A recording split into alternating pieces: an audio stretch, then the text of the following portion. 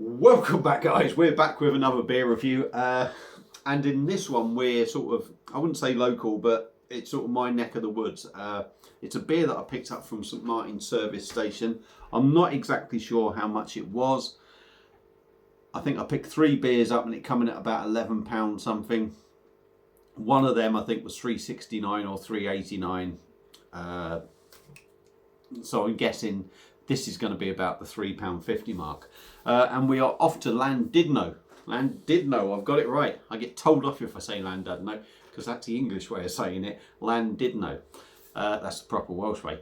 And where we are going is to Wild Horse Brewing Co. Now, I'm a big fan of them and their beers. I've had a couple that I've not been massively, chuffed with, but generally their beers are really good.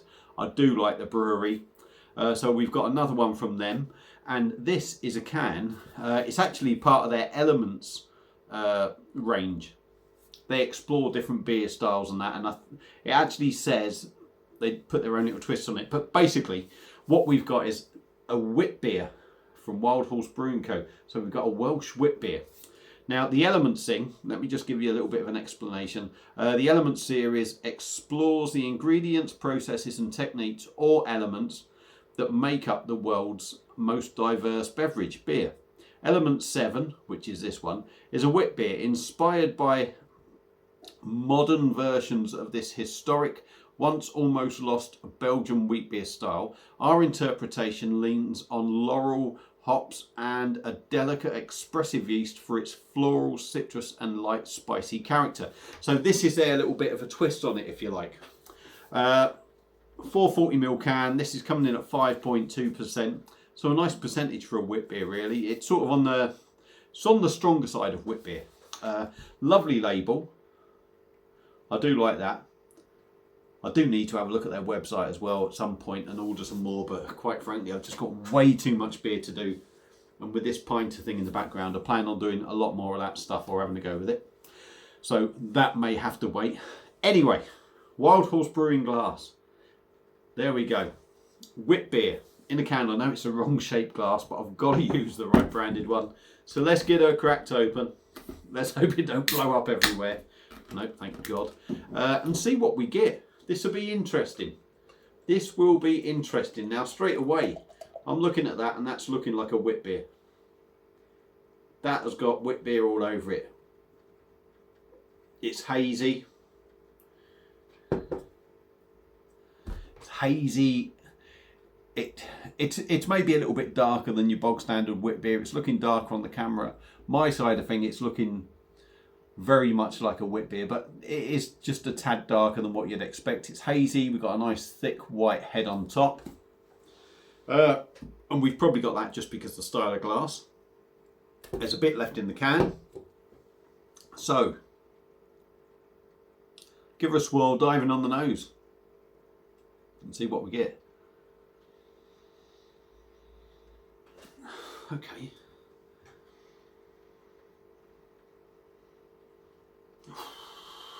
There is... I know nothing about the laurel hops or the laurel hops, or whatever you want to say it, however you say it. There is a wheatiness in there. It does have a little bit of a modern hop aroma. But there is also that sort of, maybe a little bit of clove and coriander in there. There's a subtle sort of banana aroma in there, but it's very sort of subtle. So, without further ado, Wild Horse Brewing Co.'s wit beer out of Llandudno. Let's give it a try. 5.2%. Cheers.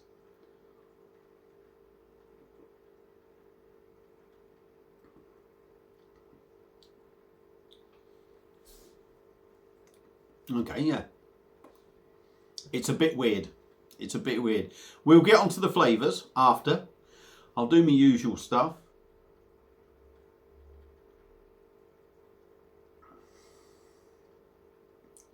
Quite a nice body. It does feel sort of quite malty in the body. I always think a malty beer will sort of adds more body to it. The carbonation for me is typical wit beer.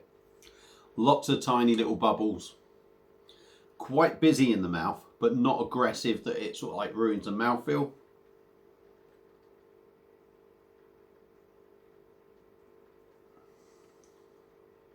Liquid is quite soft, but the mouthfeel isn't the smoothest. But again, that sort of style, or this sort of style, you don't necessarily always expect the smoothest or best mouthfeel, if you like, in the world, because it's the nature of the sort of style of drink. We'll get on to some tasting notes now. We'll see what we get. It is changing as I'm drinking it though.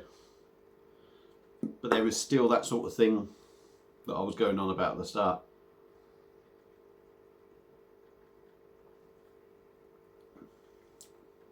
The head on it actually is really nice. It does give it a creamy feel.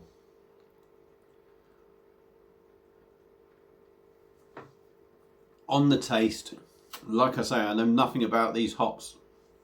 The laurel hops or laurel hops, however you say it. It feels a little bit modern. It feels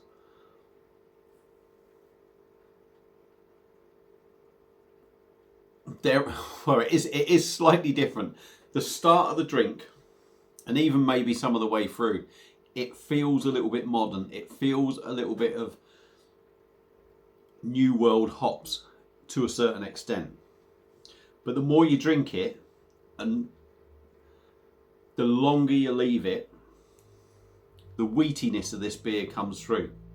The spiciness comes through. It's almost hoppy at the front. Not massively hoppy, but the hoppiness is there, and it gives you that sort of hoppy taste, which you don't tend to pick up really in a wit beer. I don't anyway. And then it's a little bit bitter, and then the wheatiness sort of comes through, the spiciness comes through. And for me, the spiciness, it is sort of clove and coriander. Hops, bitter, wheaty. Wheaty's kicking in. And when that wheatiness kicks in, for me, you get a little clovey banana thing going on. It is quite light. Don't get me wrong, it's not punching you in the face with sort of like banana. It's a light clovey banana sort of thing, and behind that is where the coriander sort of kicks in. And if you're looking way past that, right now I'm talking, you even maybe get, pardon me, apart from wind, a few malty tones just in the background. It's a little bit different, it is. But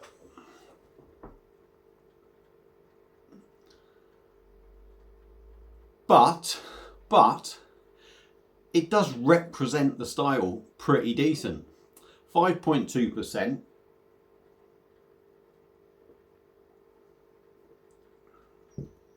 There's no sort of inkling of 5.2% sort of taste, I wouldn't say. Maybe with that little bit of hoppy bitterness in there, you might think it's a bit stronger. But I wouldn't say it's sort of, it's not really punching, it's certainly not punching above its sort of ABV. It's sort of not really quite reaching that sort of ABV in flavour. Only with that sort of little bitterness, I think. But yeah, it's a little bit different. I might sound a little bit underwhelmed. I'm not underwhelmed, it's just a little bit different. But to be fair, like I say, this is a pretty good representation of a Belgian wit beer. So Wild Horse Brewing Co.'s wit beer, simply named wit beer, coming in at 5.2%.